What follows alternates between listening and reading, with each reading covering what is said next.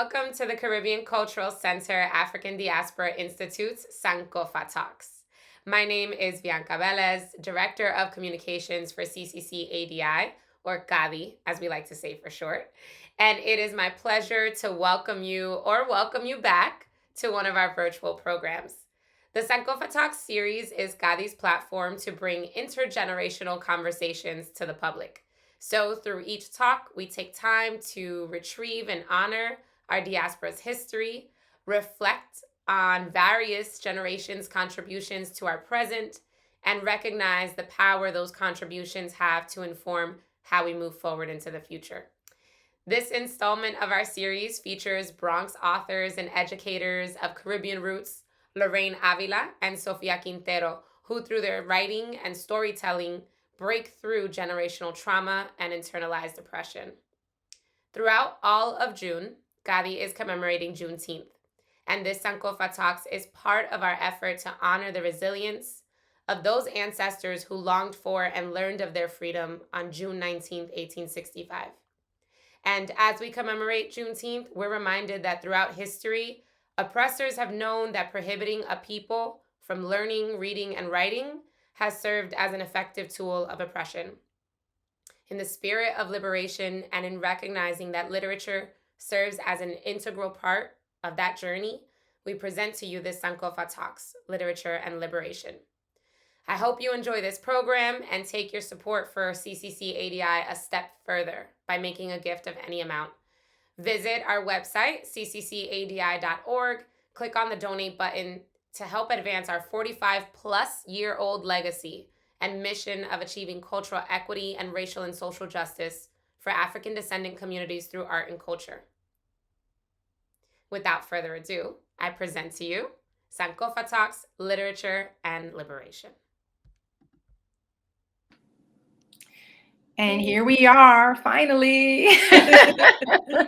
Yeah, I'm really excited to talk to you today.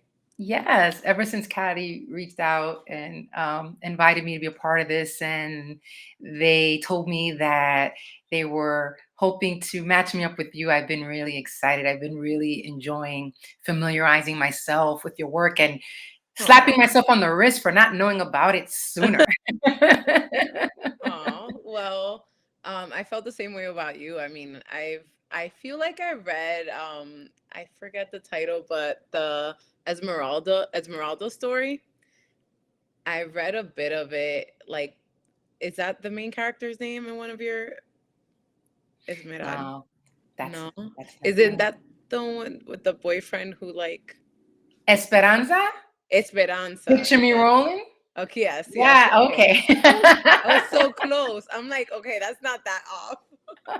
But yeah, And you I know that's an read. audiobook now with Dasha Polanco as the Oh, narrator. that's so dope. I didn't Yeah, I know think you would that. I think you would enjoy her performance. She Okay, really I brings might. something Yeah, I'm else gonna listen to that. to That the sounds work. so cool. Yeah, Well, but I'm honored to like be speaking with you. thank you. Same. I'm looking forward to not only getting to know more about you and all your amazing work, but I know I'm already inspired by what I do know, and I'm expecting to learn a lot from this Same. conversation. And I'm going to intro you right now. And for the folks that are listening, you should know that this bio does not do Lorraine justice, just a little bit of the amazing person Oh. that she is. Your pronouns are she, they. Do I have that correct? Okay. Mhm. And so I really encourage you, once you finish watching this talk, to go to her website and, if you haven't already, engaged her writing, and read her bio, so you could see all the amazing things that she's up to. These are things you're going to want to know about. So I am so honored to be in conversation with Lorraine Avila. Lorraine is an author, educator, and MFA candidate at Pittsburgh University. Pittsburgh is something we have in common. We'll talk about that later. Her mission is to break free from generational trauma by continuing to rupture traditions of silence. She hails from the Bronx, whoop, Whoop, whoop. whoop, has roots in the Caribbean and the Dominican Republic. Lorraine has a BA from Fordham University in English and Middle East Studies with a minor in creative writing and an MA in teaching from New York University. In fact, she is an anti-racist educator, which we need now more than ever. Her expertise lies in middle school literacy and curriculum design. And as of 2021, she teaches composition at the university level. And again, go to her website, read the testimonials of her students. You sound exactly like the kind of person that I'm always telling my students and writing coaching clients to make sure that they entrust their inner creative child with. I'm like, just because you're emerging, just because you're starting, don't feel you have to trust your creative spirit to just anybody. You sound exactly like the kind of person that I would want them to seek out as a writing instructor and facilitator. Thank you. That's such a lovely, I know that was my bio, but also like everything else you said was really, really touched my heart. So thank you. You're welcome. You're welcome. Hey, you're just being fierce in the world. I'm just recognizing it. Yeah. But honestly, I'm really excited to introduce you too. And I mean, I feel like coming up even before like I got into writing, like I remember like looking up Afro Latina writers, and you were definitely one of the folks I like was like, okay, this is someone who looks like me and is also from the Bronx. And it was really lovely to, just know that there have been people that come before me. So thank you so much for your work and everything you've done. Yeah. So Sofia Quintero is the author of several novels and short stories, a screenwriter, cultural worker, and activist who was born in the Bronx with Puerto Rican and Dominican parents. She graduated from Columbia University with a BA in history sociology and has since been a policy analyst, co-founded Chica Luna Productions to serve women of color making socially conscious media, and is currently working towards her license in hypnotherapy. Wow, this is so interesting. An interview quote I have here is Ms. Quintero describes herself and her work as unapologetically feminist, and as such made deliberate choices when writing and framed secrets. She writes, I have come to believe that part of the feminist movement must include re-envisioning masculinity for men, and my particular concern is with boys of color and working class boys. Our society tells us boys of a certain socioeconomic background, these are the things that make you a man. Racism, classism, to block those paths to manhood. Love that.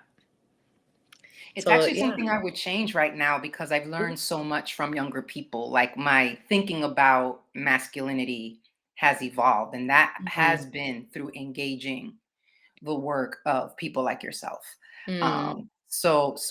There's I have more nuance now and am interrogating whether masculine is something that needs to be refined or maybe something that's done away with altogether. Yeah, I love that. I mean, I feel like I think I used to think knew so much, and like the more I learn, the more I'm like I don't know anything. And I think the same as what you're saying, like the more I talk to younger people, especially like the generation coming up right now, like they teach me so much about how binary like our thinking is, and like the world that exists outside of that. So yeah, it's an ongoing process for me And that's too. probably why you're such a successful and impactful teacher, because you listen to your students and are willing to learn from them as well. Yeah, absolutely. Like I definitely do feel like teaching at least has humbled me a lot. Like I love that kids like will be the first ones to check you. I mean, I don't feel like that way in the university. I feel like like kids, I mean students, right? They're adults now. Like adults in 18-year-olds are pretty much like, I don't know. There's just I work with middle schoolers for so long, and will tell you what it is that they're thinking, and they will check you, like, period. Oh, I know. My most recent full-time gig before I decided to just really pursue the writing and the hypnotherapy work, full force was I worked at Girls Incorporated of New York City, and I eventually worked my way up to associate vice president. But at one point, I was a program director of an after-school program at an all-girls middle school in the Bronx, the Young Women's Leadership School in the Bronx. And so I know what you're talking about in terms of middle schoolers. they are the most challenging, and when you can reach them, they are also the most rewarding. Yes, You know, absolutely. the I agree. little ones still kind of, like look up to you and you know, and I'm Yeah. a little more concerned about showing respect, whatever that means to them. Mhm. And then the older ones, you can have a certain kind of conversation with them at Yeah. one point and meet them at a different place. But middle schoolers, in a way, they're still figuring themselves out. They have a sense of who they are, but there's still some things that they're figuring out. And a lot of times, if you're a safe space, they're figuring it out on you. Yeah. Yeah. So They're you like really taking a need to lot check of, your ego at the door. absolutely. And they're taking a lot of risks. So like Yes, it's yes. just, yeah, it's just important to provide that safe space. But yeah, I love them, and I absolutely agree that it's definitely a challenging age, but it is very like rewarding, as you named. I see the icebreaker has come Yes. up. So I guess I'll ask you this. What's the last thing you read that made you smile? Oh, let's see. I think I read something that makes me smile every day, which, there's also a lot of things that really move me to tears every day, especially with what's Mhm. going on right now. It would probably have to have been a text from one of my oldest, my sister from another mister. We were celebrating something together, and we were just taking a moment to just appreciate each other. And I feel like when you have any kind of that, relationships between friends are just as important as any kind of familial relationships or any kind of romantic relationship. And sometimes we don't take this, and we've also been through a lot. Like, we're both cancer survivors. We've Mm. had mid-career changes, and we've known each other for like 20 years now. This is the friend that, the friend that I made in my, early, like late 20s, early 30s. And it was just, it still moves me when such an amazing person, you know, appreciates and loves up on me, and to be able to give that back. So, I would tell you what was in that text, but it's something that we've been sworn to secrecy about. But yes, it was just an everyday, just sisterhood text. Probably a funny meme was in there, Yeah. I just love that. appreciating each other. Named attacks, because I feel like I don't know if it's been since the pandemic, but it's harder and harder to like stay with full like books for me now. Sometimes even short Mm. stories, like I struggle to get through them, and I'm still like keep the practice just to keep it, but sometimes all I read in a day is a text, like, like Mm. that's all I get. So and also just like the theme of friendship and like sisterhood, and it's one of like has been one of my like, saving graces during these times. So yeah, I definitely feel that. I feel like the last thing I read kind of that made me laugh, it was actually today. It was like this meme with Patrick from SpongeBob. Um and it was like, the new Bad Bunny album came out. So there's like the lyric, um, tú no eres bebecita, tú eres bebesota. And then he goes into like, que ella una friquitona. And it's literally different versions of Patrick as a baby. And then it's like bebecita, bebesota is like a thick woman, and Patrick's on her and like has a purse, pursing her lips. And then the next one is literally like a blown up Patrick, literally going into the house. And it just made me laugh because it's just, I feel like we find humor in anything, especially when like the world is turning to shit. Mhm. And so, like, yeah, I love that about us. So, Yeah, send that yeah, to me. yeah, I will. I will. I'm sending it on. I want to see it. Yeah, I will. Yeah, there's I really do appreciate, I'm kind of active on Twitter, and I really do appreciate a lot of the humor that comes from the African diaspora on that platform. Mm, It's always right on time. So yeah. I have a question for you. What have you learned from, well, this is for both of us. What have you learned from the other generation about the art of writing? Mm. Do you want to go first, or? So, am I? I mean, I'm speaking to what I've learned from your generation. Yeah. Yeah, I Wasn't guess this we're question speaking right? to what we've Yeah. learned from each other's generation. And I want to make sure I got your generation right. What generation are you? I mean, I guess I'm sure. Okay. All right. All right. Just want to make sure I have it Yeah. right. Yeah, I feel like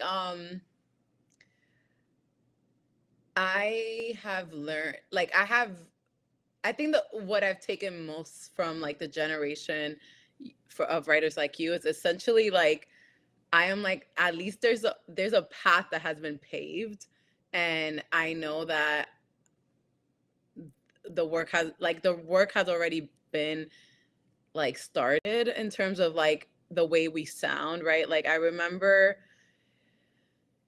reading like Julia Alvarez, for example, and feeling like, I know she's not of your generation, feeling like this is someone's voice who like I don't necessarily like. Yes, she's Dominican, but I don't necessarily hear myself in it.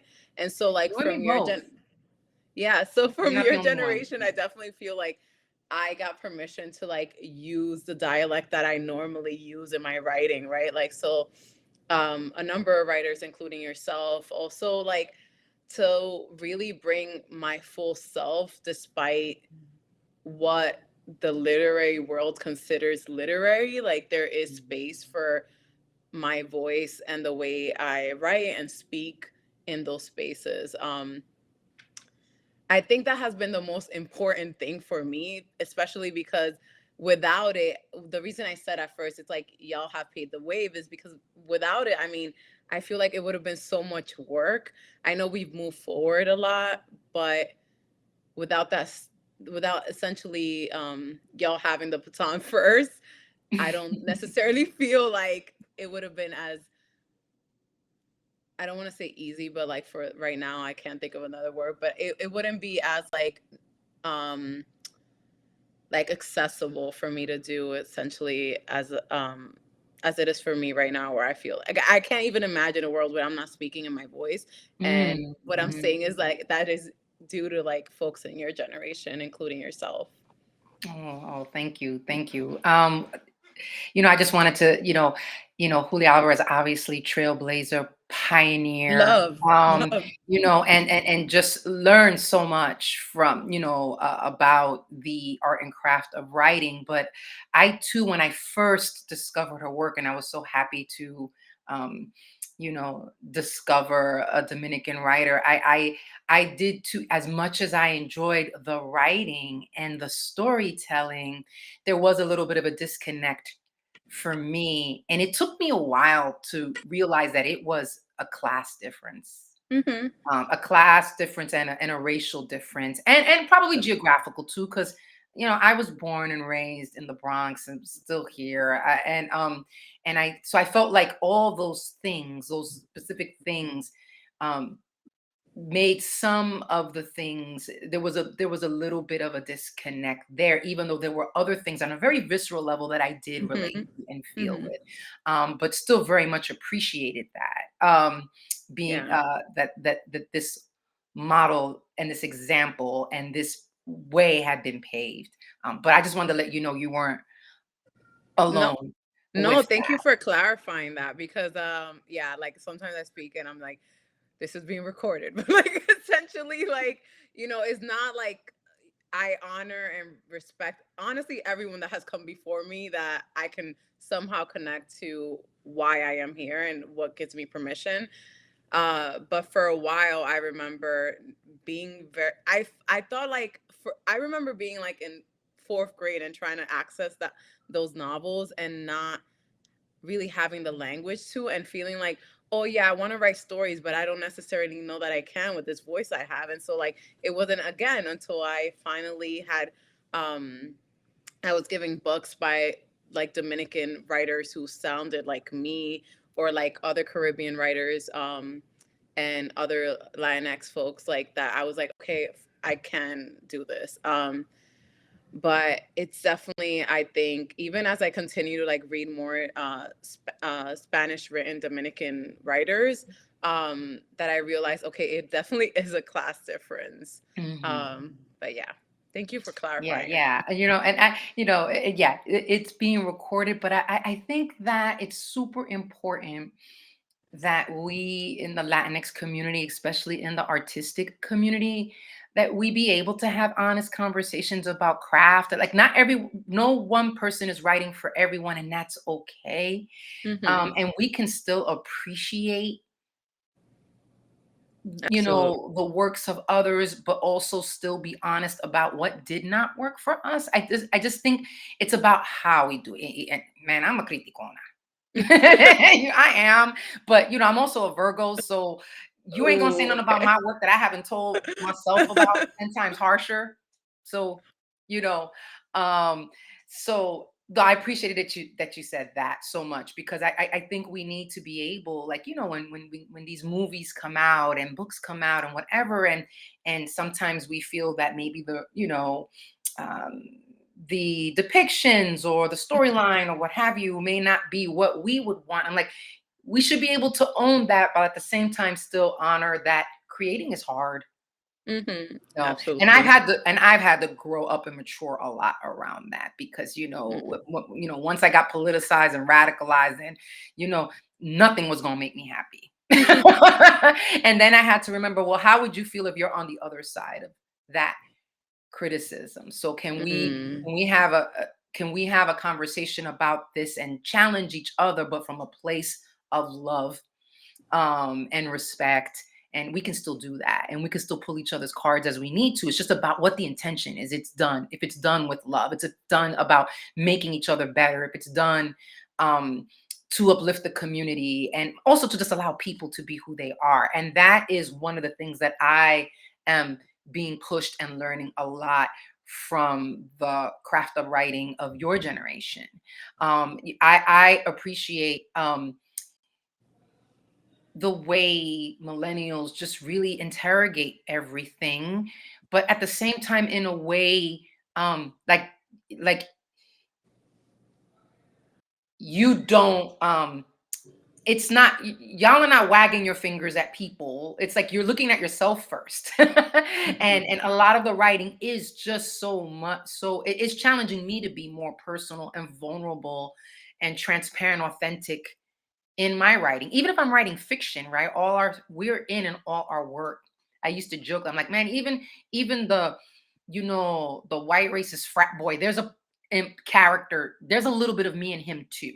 Mm. Right. But now that I'm thinking a lot about trying to write more nonfiction, um I am being emboldened and inspired and encouraged by a lot of millennial writing, and also the way your generation really, with such thought and care, handles the writing of these quote unquote other. And like I said, Mm.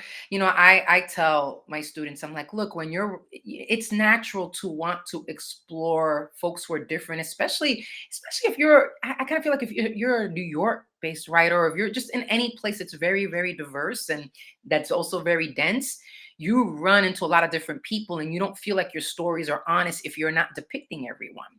But these might be folks that have a lived experience that's not yours.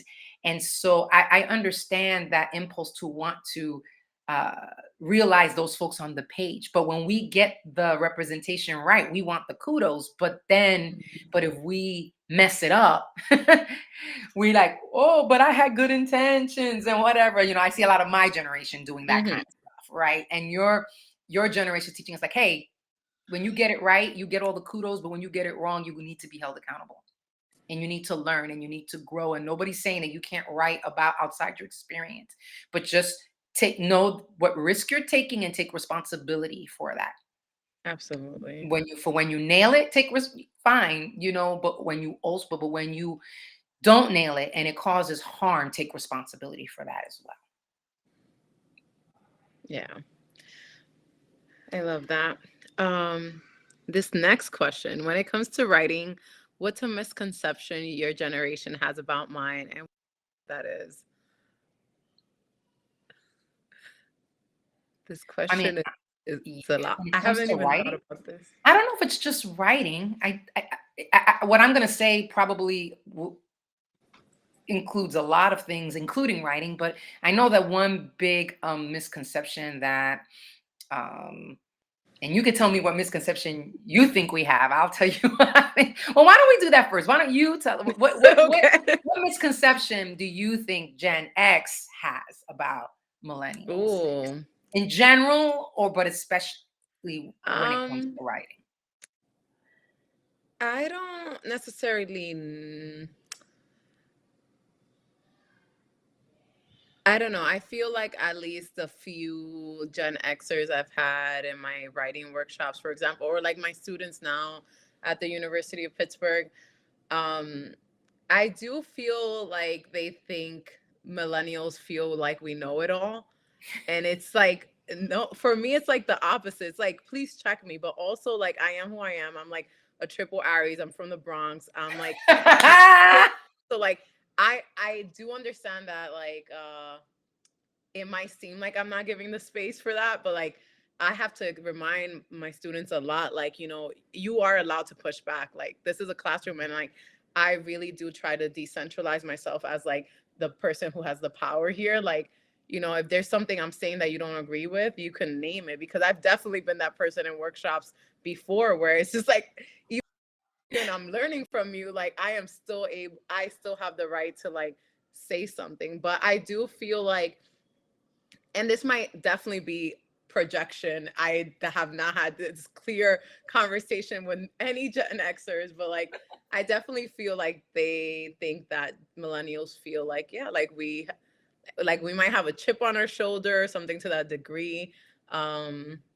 But I think it might, if I was to defend millennials, I think it comes from a place of like, we were trying our best to push as far as we could before like it was no longer our, I mean, we're still in the work, and a lot of us are, but in terms of like the youth at the moment, it feels like millennials really tried.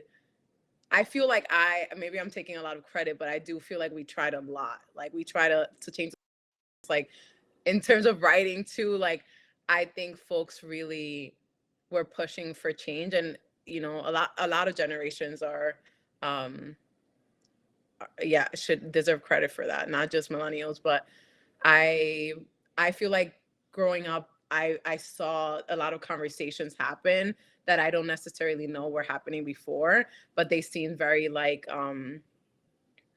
they belonged in that moment. So yeah. That's so interesting that you say that, because I kind of feel like I think that's the same misperception that I've heard millennials have of Gen X. That like well, first of all, I want to say that I don't think the the idea of, oh, we think we know it all, I don't think that's a generational thing. I think it's a youth thing, because I can't say that when I was young I didn't think I didn't know everything. Wait, I think that's every generation hold up. when they're younger. I definitely just got Gen X and Gen Z messed up.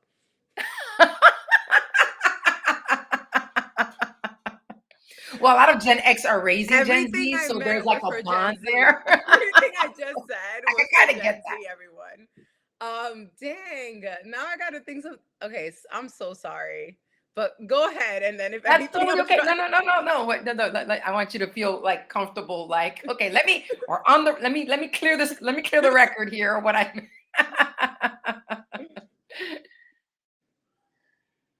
yeah, I mean, no, I feel like for Gen X, in terms of like your generation, okay, I don't know. I feel like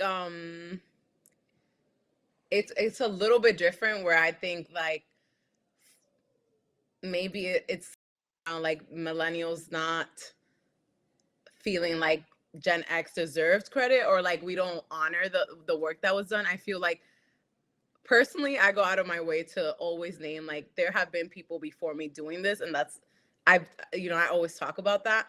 Um, but I think this is in general something that I've seen happen across spaces, not just like in writing, but I do think like it's something I'm learning with age, where even with millennials now, it seems like some folks I know like are feeling tension around like okay, it's no longer like you are not the center anymore, like, right, like there, como se dice, like juventud divino tesoro, like ese momento le pertenece a un grupo de gente. And I think as we age, we start feeling like, or I'm speaking for myself, like I start feeling as if like, okay, I'm no longer at the center of this. But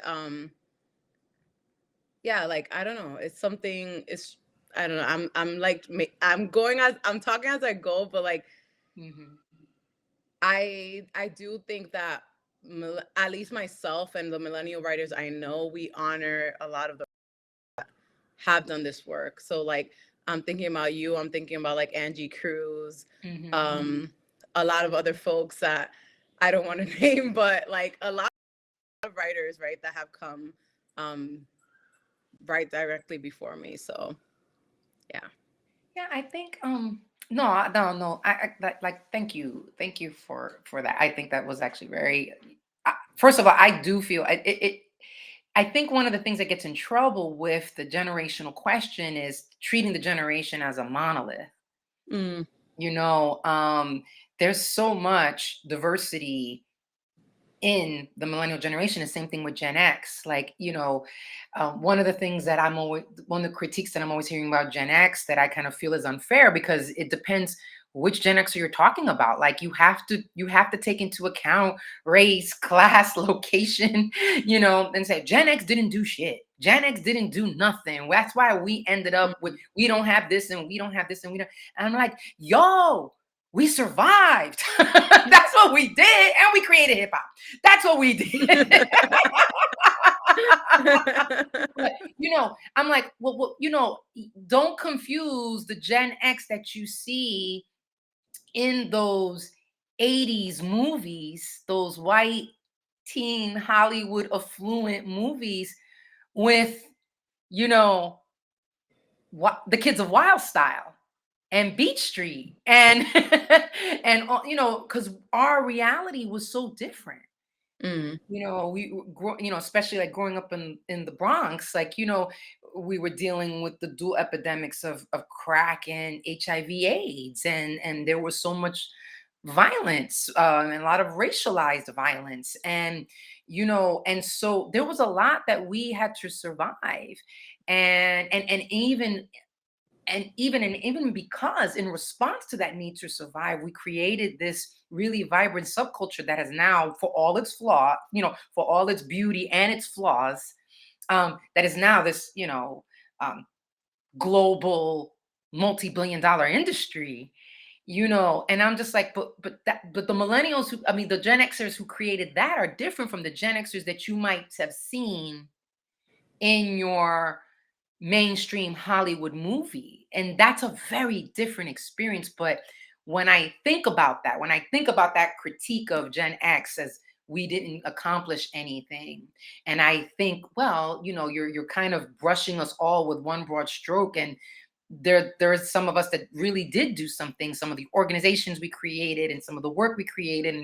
And but then I have to remember that it reminds me not to do the same thing to other generations. And because, you know, I think talking to a millennial who is Black or indigenous, you know, a person of color, you know, is very different than speaking to a white millennial.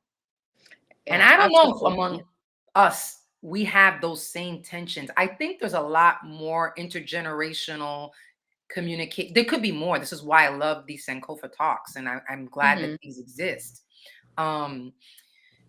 I think we have, just by virtue of our cultures and our upbringing and our lived experience, have more interaction across ages, and understanding and mutual respect. Yeah. And it's not that there aren't any generational tensions, again, but those are natural, you know. But I think we, you know, especially in the artistic world, in the activist world, you know, in the educator world, in the progressive radical world, there's a lot more cross generational respect and understanding. Yeah, I definitely agree. I mean, every time I talk about unless I name that I'm not talking about that I'm talking about white people, I'm talking about us, like black and brown Mhm. folks. Like, so I do agree that I think our culture definitely influences us to have more of like respect for our elders, for lack of a better term. But um I definitely see how I am always in community with people who like are older than me or have been doing this work for longer than me. There is just, and I know that that's going to be my role too. Like, as black and brown writers, it's so difficult for us to even get any part of our body into a door. So it's like we need to be in communication with other folks and in community with other folks, to whether it be just to learn the craft or to write a query letter. Like, I remember having to ask folks about that, like, so there's always, yeah, definitely crossed generational conversations and just connection, right? Um, and then I heard you say something that like sparked this moment, and like some of my friends and I talk about the whole survival thing sometimes, about Gen X, and like feeling like because there was so much of like survival in that moment, and we, like, the generations coming up after that are now like, we are not gonna just survive, like we're gonna thrive in this moment. And As you sometimes should. it feels right, and sometimes it feels like folks are like, no, but tú tienes que seguir haciendo esto, like do the same exact thing. And it's like, no, we are allowed to, like, you did the survival part and we're going to keep the survival part, but we're also going to add this other part, which is the thriving part. Like, how do we do Absolutely. both? And so Absolutely. I think instead, lately, what I've been doing, instead of seeing it that as like a point of tension, is like more of seeing it like a real opportunity. Like, I'm so excited to see like what Gen Z adds to that, right? So now we have the survival, the thriving, and like what's next. Like, I'm really excited to see that. And I'm still learning from um my mentors, who are in who are in the boomer generation. So sometimes I'm like, yeah, your boomers are not our boomers. Because there is just so many amazing elders that are still out there, still active, thriving, and learning also from the younger folks and staying in communication with them. And I just love that you said that, because I think it's really important. One of the things that I really, really um love about your mission as a creator, about breaking silences and ending generational trauma, because the point is to get to thrive. It's not to just survive. And Hmm. we cannot create that vision of what could be and step into that possibility if we're not honest about where we've been, Hmm. because put light on that shadow and bring those things out of the darkness. That's why I really I loved your essay where you were just so candidly speaking about sexual abuse within our community. That's, to this day, that is such a courageous and gutsy thing to Yeah. do. And it's like, we've got to do that. We have we have to tell the truth about these things if we want to create a different reality, where we're not just surviving, where we get to finally enjoy the fruits of any healing work or social justice work that we've done, so that we're not just, okay, we make this little bit of progress and then we have to move to the next thing. We can't even stop and breathe and enjoy what we've created. Absolutely. But Yeah. that's something I don't know if we're going to be able to do it in this conversation, but it's something that I would love to continue afterwards, to continue to talk about around our work, and you know um why it's important sometimes, why the mirror is important, why reflecting what is necessary and important before we even get into that healing or even escapist Hmm. place. Hmm. But that's an ongoing conversation. But we're at the show and tell moment of our Okay. of our talk here. So Yeah. and who knows, it'll probably lead us right into what we need to be Right. talking Let's see it. about. Okay. Okay. So yeah, this is my image. So this is actually The last picture I took in my last classroom, I had a friend of mine who was my roommate at the time come. She had a new camera. She was excited to take pictures. So I was like, I need some pictures in my classroom, thinking, this was gonna be like I had a practice of always like documenting myself in the classroom. So I'm like, this will just be year 7. I'll have year 8 next year. And essentially it was my last week in my classroom. After that, I had a car accident, and I had been teaching at the school, and I had also been like leading the 7th grade ELA team, and doing a lot of work at the school, and they were not being understanding of the fact that I was just in an accident. They were just like pushing me to continue showing up in the classroom, telling me like my students were like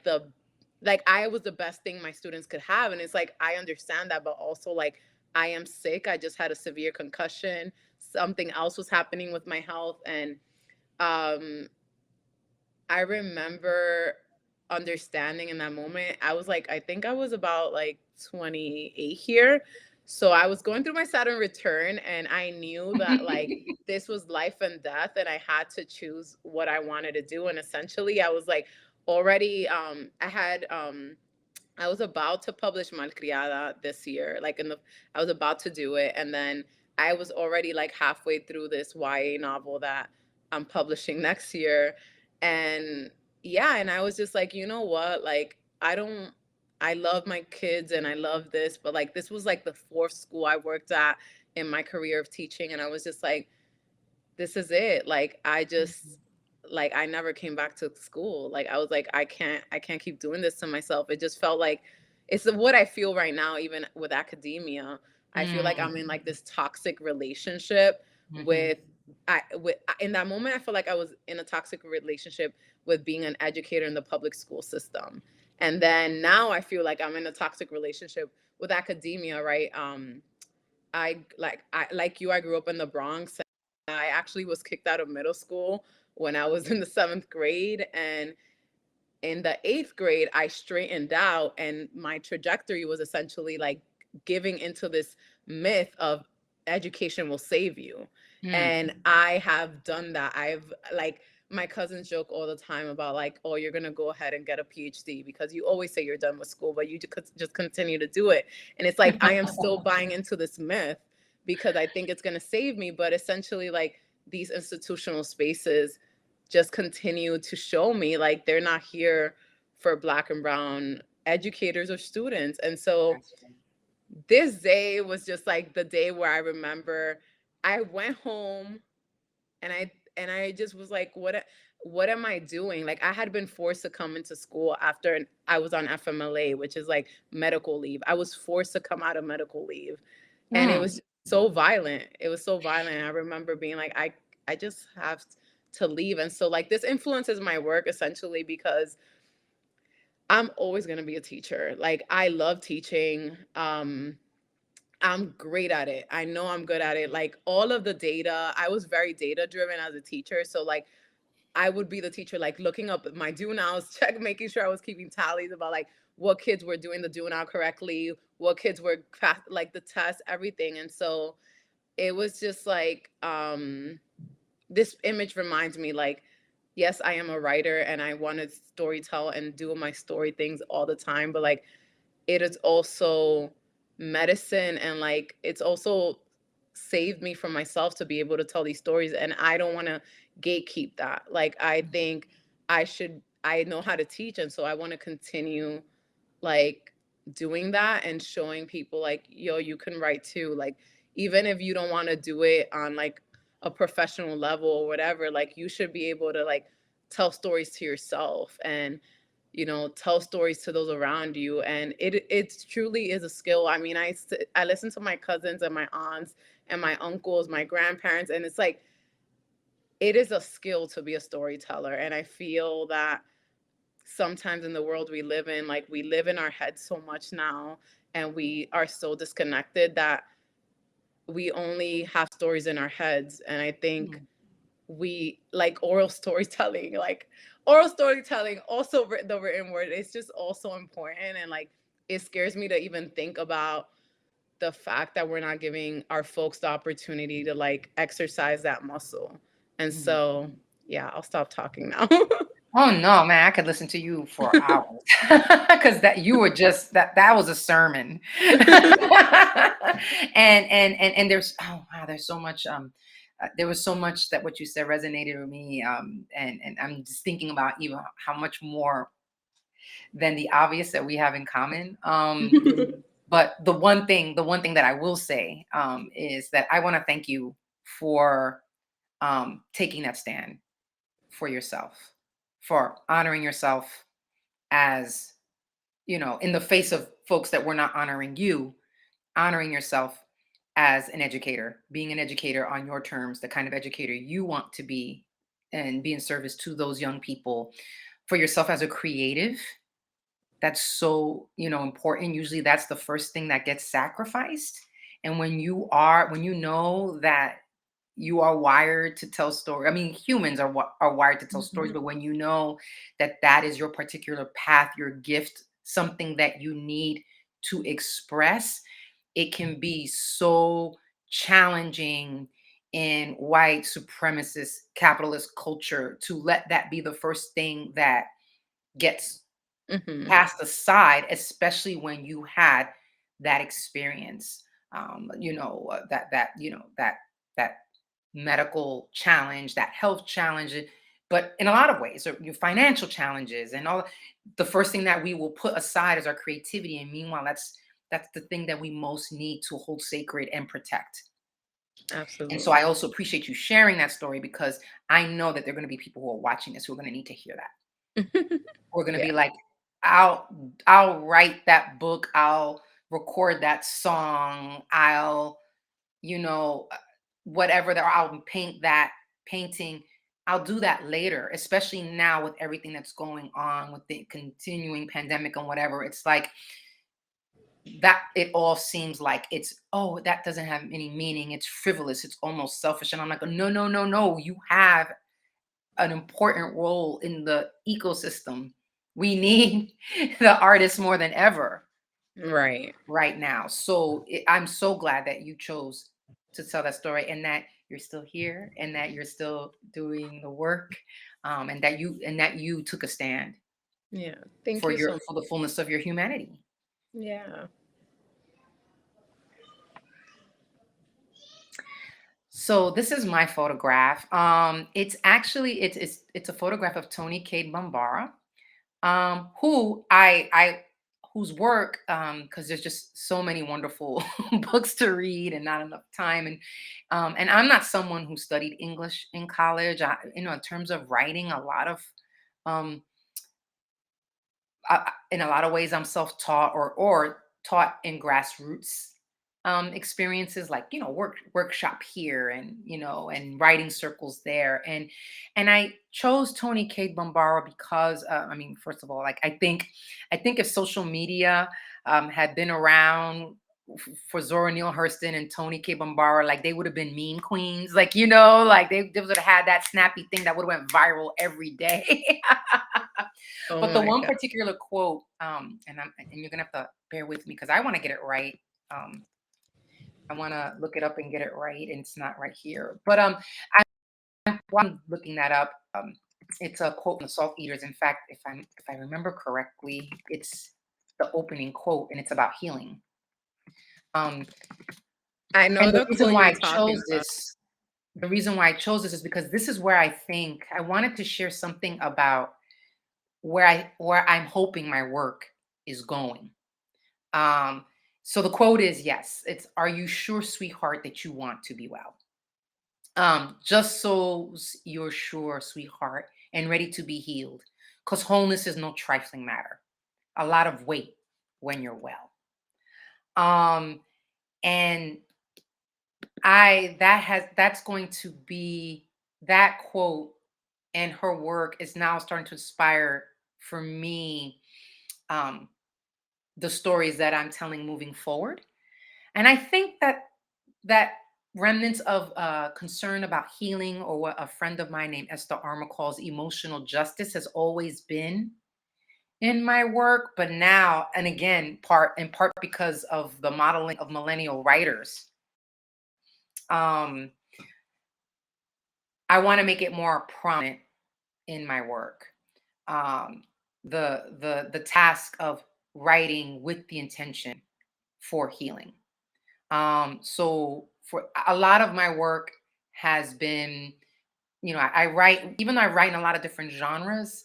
Um, a lot of my work has been kind of contemporary realism, and showing things as they are, because that's how we understand um, where our resilience lies, where our possibilities are, but also what needs to change, and also understanding why those things need to change and how we got there. But what I'm hoping to do in my future works, including the YA novel that I'm writing now, and some of the work that I'm developing for television and film, and even my work as a newly minted hypnotherapist, because for me it's storytelling for healing, is that I have felt like a part of me is a healer. And I feel like, of course, stories are a form of healing.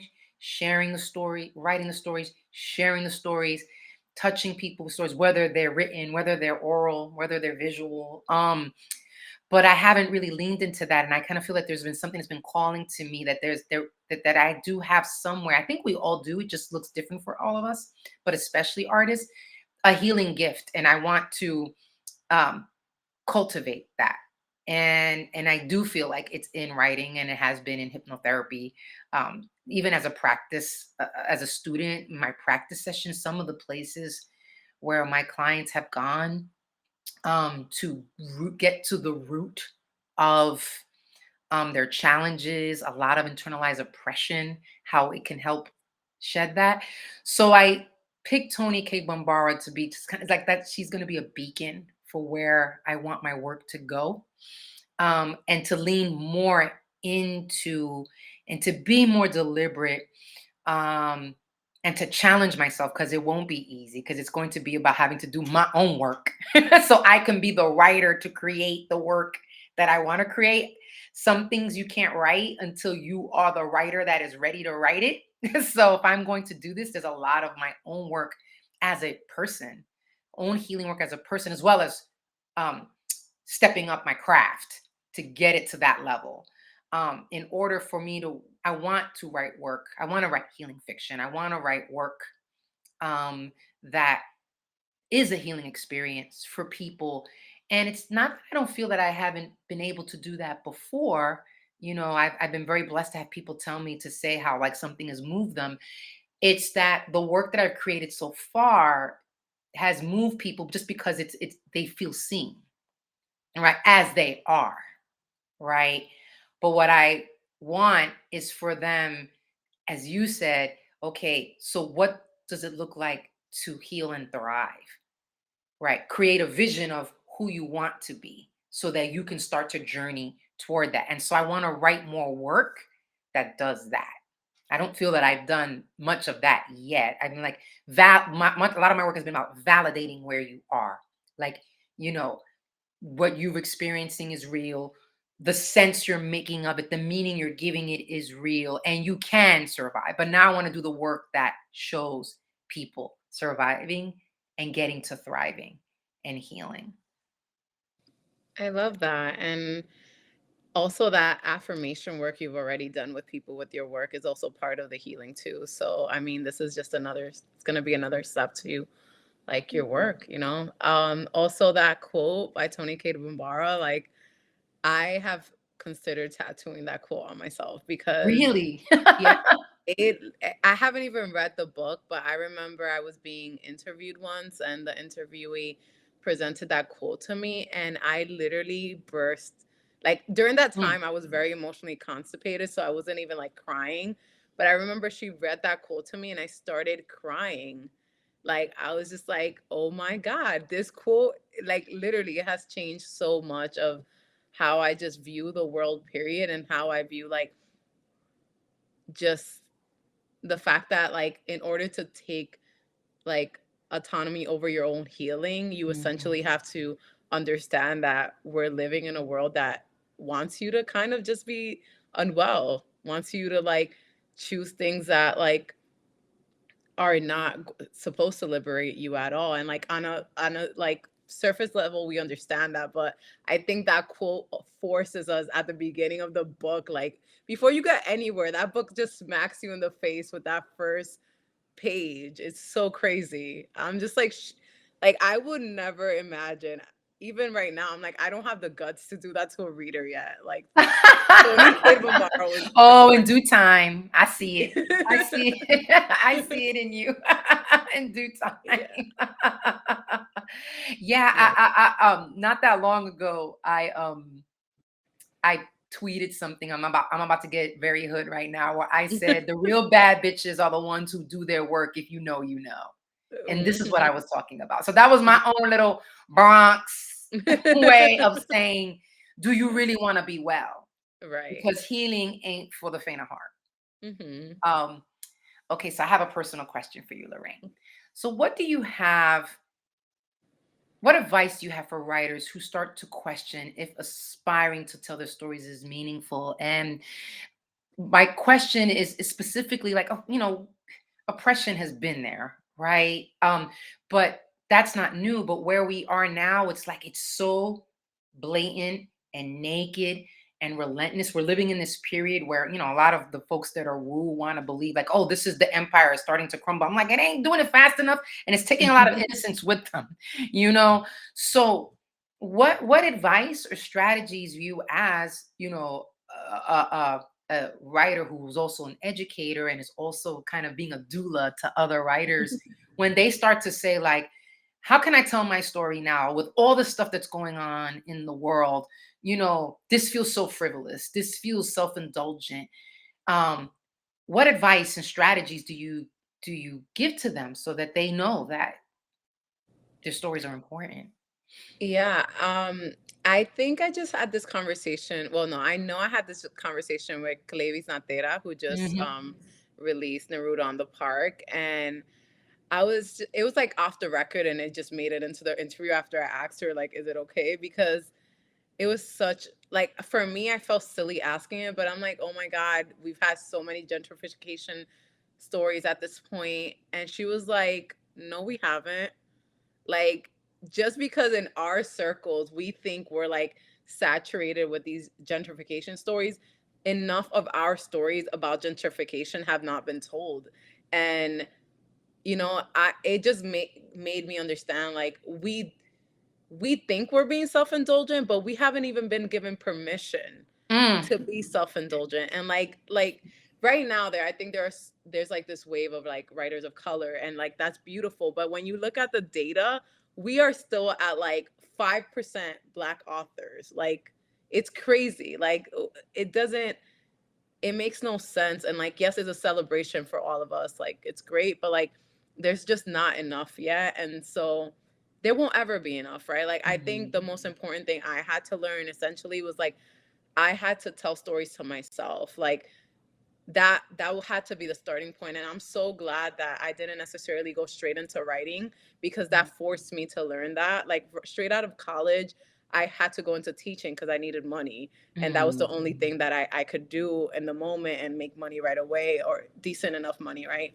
So I spent all of those years in which I was teaching, writing stories to myself, Mm. not even considering that they will ever be published or they will be anywhere. It was literally me making sense out of things through fictionalizing them, right? Mhm. So for me, when folk like I've obviously I've had a lot of students in writing workshops who have this kind of feeling of like, I'm writing this story about like I don't know, I'm just gonna name this theme because it's one that comes up a lot, but like sexual assault. Like I'm writing the story about sexual assault, but like I just feel like, what's the point of it? Like, why am I doing it? Is this even going to be published? And I'm just like, you need to like take a deep breath and like remember that like you're writing the story first for like yourself, only yourself. Right.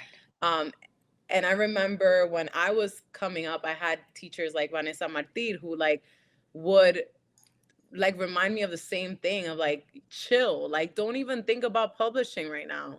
You're literally just writing this for you right now. Like Right. that's all that matters. And so essentially you get to do whatever you want for yourself. Like as Black and brown folks, like we haven't had enough of anything, honestly. Right. I don't care. Yeah, I'm sure we were amazing at some point and like had all the things and continue to be rich in so many ways. However, like in this white supremacist world, like we have not been given that space. And so like when it comes to stories, at least, like white people don't rule in my story space. Like it's like I get to write all the stories I want, and whether they or not they make it into the world, you know.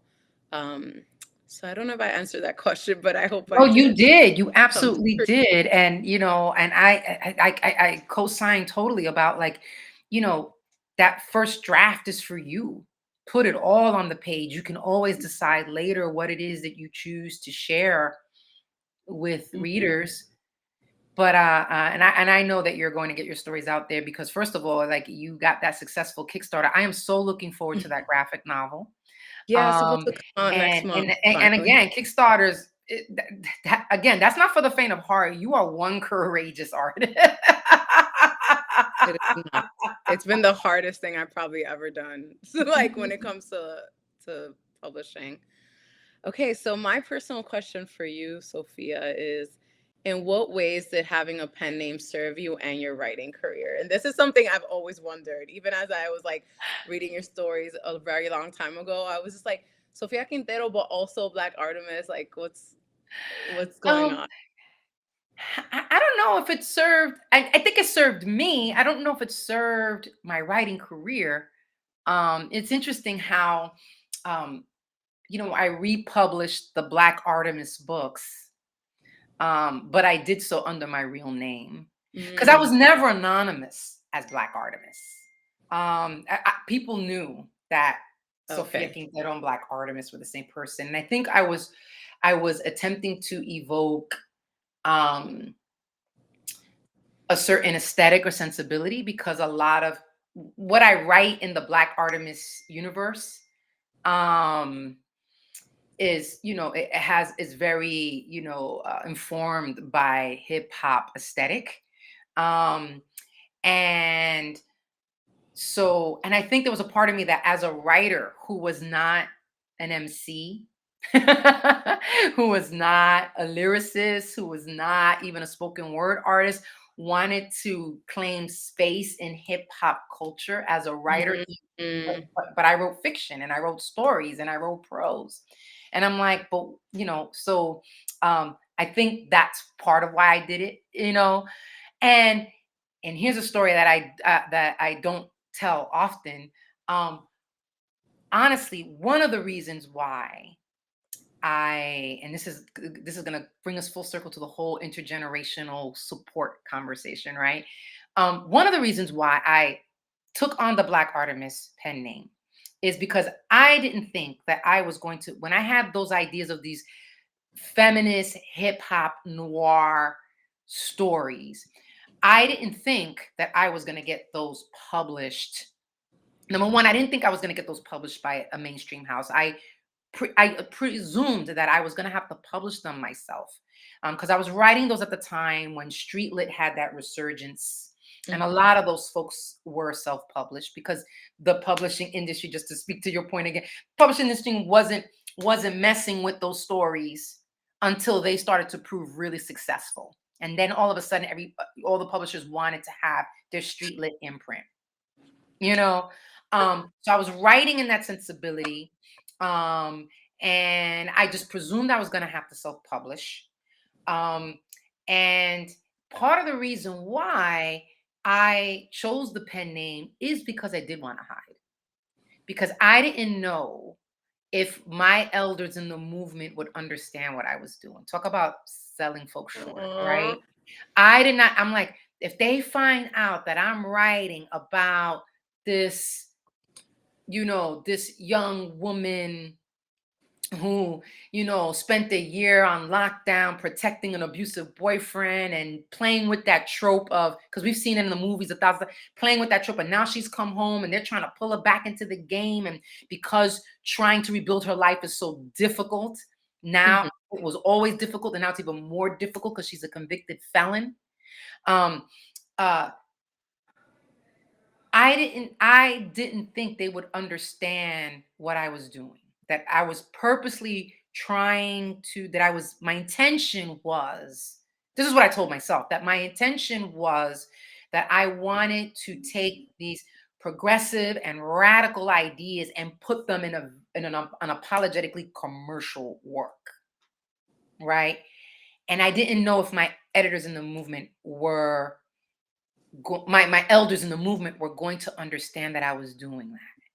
That's what I told myself at the time. And then one of my elders, Sam Anderson, had read the work. And he says, you're not just keeping it real, because that was the term back then. He's like, you're not just keeping it real, you're keeping it right. Like, he totally understood what I was doing. And then when I sort of came out and stopped hiding, like, okay, Black art, then I started to realize my elders totally get it. They understand what I'm doing. They support what I'm doing. And then when I saw that, I was able to be honest with myself that I was projecting my fears onto them. The truth is, I didn't know if I could pull it off as a writer. I knew what my intentions were. My intentions were to create this kind of radical work in a commercial form, right? But I didn't know if I could pull it off, because how many times have I seen a movie or read the novel or heard the record, and this person thinks they're progressive, and meanwhile this is trafficking in the same old misogynistic, capitalistic, anti-Black, what, like it's trafficking in the same stuff that it claims to be against. And so the truth is, I was hiding. What I was not telling myself, the truth was like, do I have the chops to pull off what I think I'm doing? Because I can see when other people have not pulled it off. They're talking about their stuff politically, but then when you read the work, it's not executing. And I think I had a fear about, despite my intentions, whether I could execute and whether that would make my elders ashamed of me. So I projected onto them, oh, they're not going to get it. They're not going to get what I'm doing. No, I didn't know if I could pull off what I was trying to do. And then an elder mirrored back to me, is like, this is fantastic. Can you, this is wonderful. I see what you're doing, and this needs to be done. You keep going. So yeah, I'm about to get emotional. It just kind of brings all our, a lot of what we've been touching on full circle. I enjoy that being a happy ending story, because that's definitely what, like, any of us would want, is like for our elders to like understand, like, even if not accept, like, understand where the vision is. So I'm so happy that happened for you. Yeah. Me too. So last words. It's been like such a pleasure and honor talking to you. Thank you for just being someone great to talk to, and also being understanding of my nerves. I am still like, something I'm still struggling with is like speaking up in public. I don't like it's always something, but it felt very comfortable. And I definitely felt like I got into my zone because you created a safe space. So thank you so much. That means a lot to me, because I mean, I first of all, I didn't notice anything at all. I just figured you were just being your usual fierce self, and I didn't. If you had not said that, I would not have thought. I thought you're just being authentic and being who you are, and the power, and the compassion that you have for the folks you're writing for, and the writers that you are, like I said, like, you're kind of midwifing, and like, it was just coming through. So I just that you were just being you. I didn't pick up on any nerves or anxiety at all. So I'm really hoping that we will continue this conversation. Of course. And that'll be in person. Maybe we could meet at Mon Amour Cafe. Oh, yes. Yeah, I live there. Literally. I haven't been there in a minute, but I will be on that BX10 like this to meet you. I guess this is where we also thank everybody who's watching this for being in conversation with us. Keep the conversation going. you and I are both easy to find, where we are on social media. And I hope that they'll reach out to both of us. And I hope when they reach out to you, they'll tag me so I can like cheer you on and vice versa. And to keep the conversation going. And just thank you Yeah. to Gabi for hosting these talks and giving me the honor of being able to speak with you and learn from you and be inspired by Oh, you. yeah, dope. Yeah, thank you so much, Kat and everyone at the Institute. I really appreciate it.